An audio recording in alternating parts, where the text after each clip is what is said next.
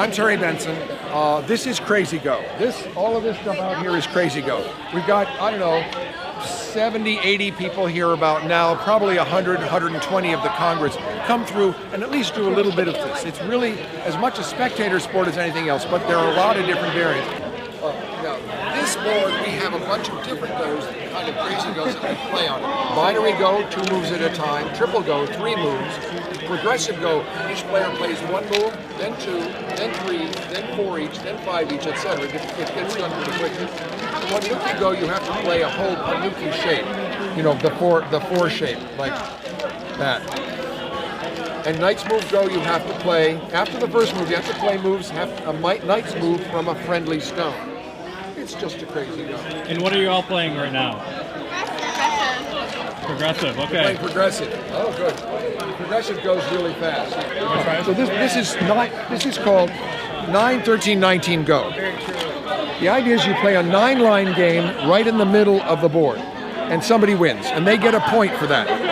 Then you continue without moving the stones. You play a 13-line go using the Hoshi points, and somebody wins. If the same person has won the 9 and the 13, you're done. But if it's 1-1, then you play a 19-line game using those stones right the way they are, and you see who wins the final game. It's basically like a rubber match. This is Hex go. You can see that the intersections have only 3 liberties each, except for the edge ones, which have 2, and you do have corners in this board. I think there's another board, it's obviously not in great shape, but this is Spiral Go, or Down We Go.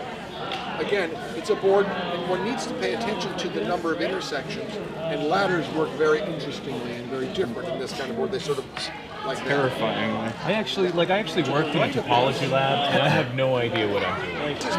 This is Magnetic Go. It's also a fairly new variant of Crazy Go that we're playing here. Yeah, I like it. When you put a stone on the board, if there are stones already on the board, let's say you've got stones here and another one here, and white plays a stone here, these 2 black stones are pulled toward it, and these white stones are sent as far as they can go away. If there's a stone in the way, they only go that far. But you can, if you have. So that's the super magnetic. No, that super magnetic pushes everything. Attached stones in color. When you did this, this is the nearest stone. So this is suicide. This move for white is a suicide. Okay, but this just says nearest. No, just the one nearest. That's correct. It's always just the one nearest for the regular version. Okay, so for super magnetic, that's suicide. But for normal one, it's just this. Yeah. Right? Well, no, it would be all of the stones on the quadrants. All nearest stones of the opposite color on the same vertical or horizontal lines. So if it's on the same line, it gets pulled towards you. Oh, okay. So it's this is suicide. For each line, find the nearest stone. Right. Of course, in the corners, you've only got 3 lines. In the sides, you only got 3 lines, and here you only got 2. You know. Right. This is a suicide move. Okay. Zip. Boom. Good luck, guys. Good luck. How many lines is this? This is Galactic Go. It's a 23-line go board. When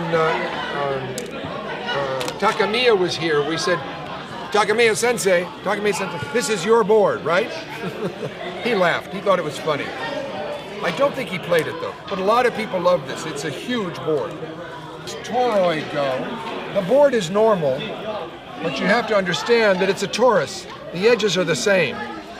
It's all one tube, basically. So everything is adjacent. All the corners are adjacent. This is the one that makes the topologists think a lot. So, I think I need to capture. This is 3-4-6-4 tessellation go. The 3-4-6-4 is a pattern that tessellates a plane, and this is just one portion of that. There are no corners. The minimum is 3 intersections, and there are many with 4. But a lot of funny things happen around those center circles. Can I just move that? This is Tsunami on the Goban. It's another card-type board game where the cards tell you to do certain things. This is a rather radical version. That is, the card sometimes says blow everything out of the middle, switch any movie you like with your opponent, and a whole lot of other crazy things. I just got this last year from a European who had it, and sort of put together a set so that we could use it here. Are these examples of cards? These are the examples of the cards.